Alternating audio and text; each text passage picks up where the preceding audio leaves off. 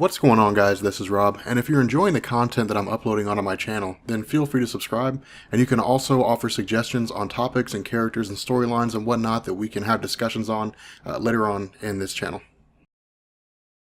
So as you guys know, I don't do fan theory videos very often. I usually like to keep facts, keep things pretty straightforward, but sometimes I have a theory that's so amazing that I have to tell you guys about it. All right, I posted this to Reddit and it's got 5 upvotes, which I'm proud of. I'm proud of those 5 upvotes, but it has 5 upvotes as of right now, which I'm very satisfied with. And I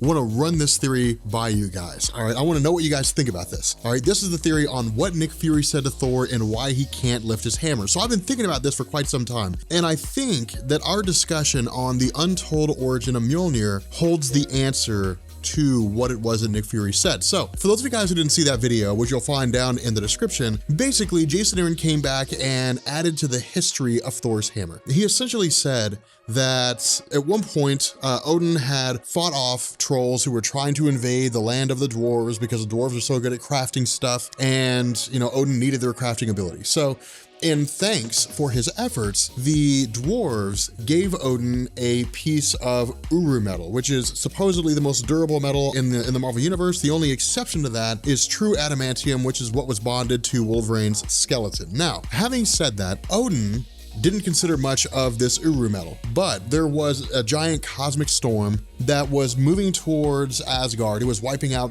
galaxies and solar systems and so on, and it was moving towards Asgard, and it threatened to wipe out Asgard. Now, the way Jason Aaron wrote this storm was angry. It was basically sentient, is what he was saying. It was a sentient storm that was wiping out all life. And, Odin used the power of the Odin Force to confine the storm within this chunk of Uru metal, because Uru metal has magical properties and it blends well with magic, and so it just worked. Whatever. Anyway, he takes this chunk of Uru metal with the storm confined inside to the dwarves and says, forge this into a weapon that I can use, because it'll be beastly, it'll be insanely powerful because it's infused with the power of this cosmic storm. So the dwarves start forging the Uru metal into a hammer, which they give to Odin, and when Odin tries to wield it, he can't, because the hammer seems to have a will of its own. And so in response, Odin puts an enchantment on the hammer that says no one can wield this. All right, no one can lift this hammer. Now, it sits in the armory, it stays there for however long, and then eventually Odin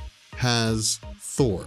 Now, as a child, Thor was curious about the hammer, and let's say maybe he formed a kinship with it, maybe he didn't, whatever the reason, as Thor grew into adulthood, he was viewed as being a worthy successor to, the throne of Asgard. He was considered an honorable son by Odin. And let's say that they go into the armory, whatever, Odin says, pick your poison, grab any weapon you want to, and Thor says, I want the hammer. And Odin says, no one can lift the hammer, but Thor says, I want it anyway. And so Odin removes the enchantment and says, fine, if you can lift it, you can use it. And so Thor was able to lift the hammer for whatever reason. All right, maybe the hammer chose him, whatever the case may be. But Odin's son was able to use the hammer and carry it around. And so Odin modified the original enchantment that said nobody can wield this hammer, and instead replaced it with whosoever holds this hammer, if he be worthy, shall possess the power of Thor, yada, yada, yada. So that's why Odin's son was able to wield his hammer for so long. Now, let's also assume that Odin's son did not know the hammer was sentient. Instead, he just assumed for whatever reason he couldn't lift it. And so once he picked it up, he became the Thor that we all know and love, and so on and so forth. The decades pass, whatever,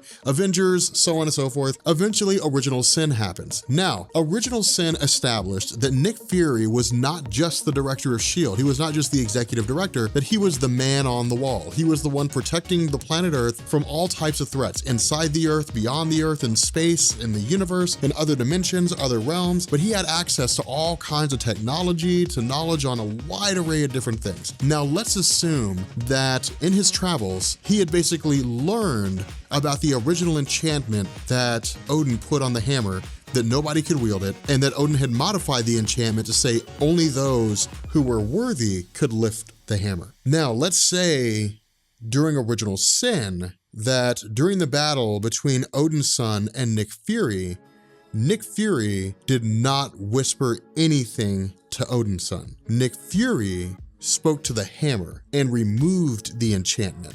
So there was no longer an enchantment binding the hammer to Thor, but there was also no longer an enchantment saying no one could wield it. Instead, the hammer was able to operate of its own free will and chose not to let Odin's son lift it. This would explain why neither Odin's son nor Odin could lift the hammer after original sin. Now, if that theory is true, the question becomes, why can Jane Foster lift it, but no one else can? Well, the most logical argument here is that the hammer chose Jane Foster. It chose her to be the one that can wield it. Well, why did it choose her? Who knows? I have no clue. I'm a lost ball in high weeds when it comes to trying to find the answer to that question. But that is my theory, that Nick Fury removed the enchantment from the hammer and gave the hammer its ability to operate of its own accord.